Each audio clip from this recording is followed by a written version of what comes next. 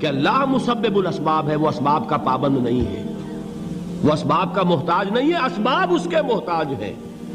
اگر یہ یقین ہے تو اللہ پر ایمان ہے، یہ نہیں ہے تو تمہارا ایمان اسباب پر ہے، وسائل پر ہے، ذرائع پر ہے، مادیات پر ہے، اللہ پر نہیں۔ اس وقت کہاں راستہ تھا؟ کوئی راستہ تھا؟ سمندر ہے اور ادھر سے لشکر آ گیا ہے۔ کلا ان معی ربی سیہدین۔ اب دیکھیے ایمان کہہ دینا آسان ہے، ہوا معکم اینما کنتم، جہاں کہیں بھی تم ہوتے ہو اللہ تمہارے ساتھ ہوتا ہے، لیکن اس کا یقین قائم ہو جائے تو زمین و آسمان کا فرق واقع ہو جائے۔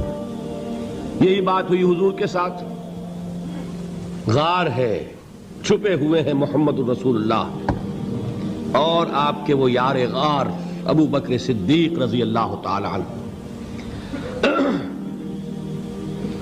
اقبال نے حضرت ابو بکر کی شان میں چند اشعار کہے صرف، لیکن واقعہ یہ ہے کہ بھاری بھاری نظموں پر اور قصیدوں پر بھاری ہے، طویل ترین نظمیں اور قصیدے ہوں ان پر بھاری ہے۔ ہمت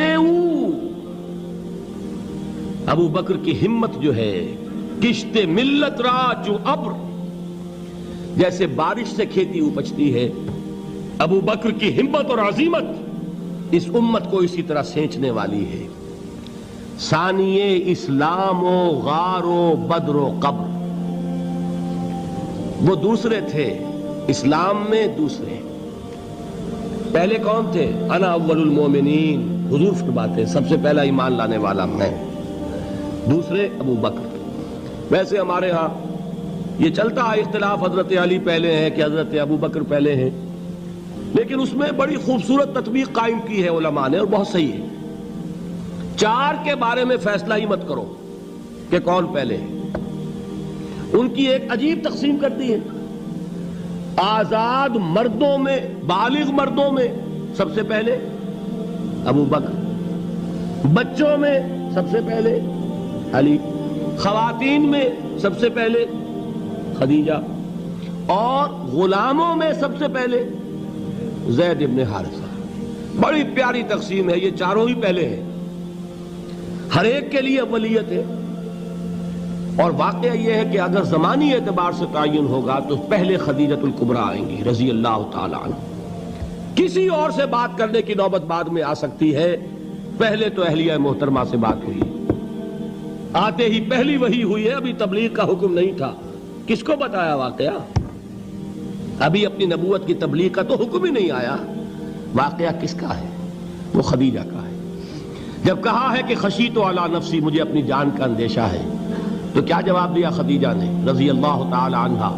وہ صدیقۃ الکبریٰ ہے۔ صدیقات جو ہیں خواتین، ان میں چوٹی پر خدیجۃ الکبریٰ ہے رضی اللہ تعالی عنہا، اور صدیق جو مرد ہیں ان میں صدیق اکبر ہے ابو بکر صدیق رضی اللہ تعالی عنہ، لیکن صدیقات میں چوٹی پر۔ جب حضور نے فرمایا خشیت علی نفسی، کیا فرمایا؟ کیا عرض کیا؟ کیسے تسلی دی؟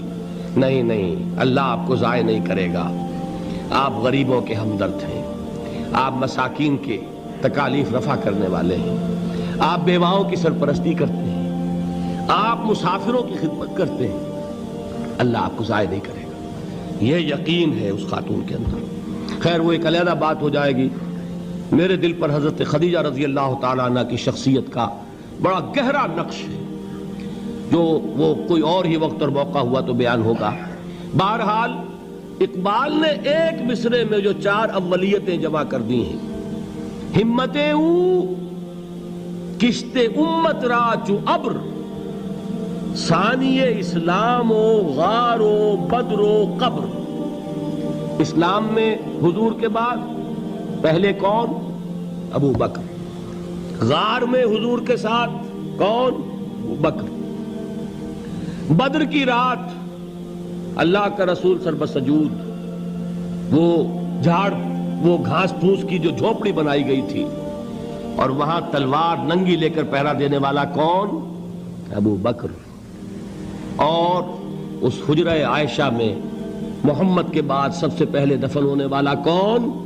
ابو بکر رضی اللہ تعالی عنہ صلی اللہ علیہ وسلم۔ وہ جو معاملہ میں سنا رہا تھا غار ثور کا، حضرت ابو بکر بھی حضور کے خیال سے لرز گئے ہیں.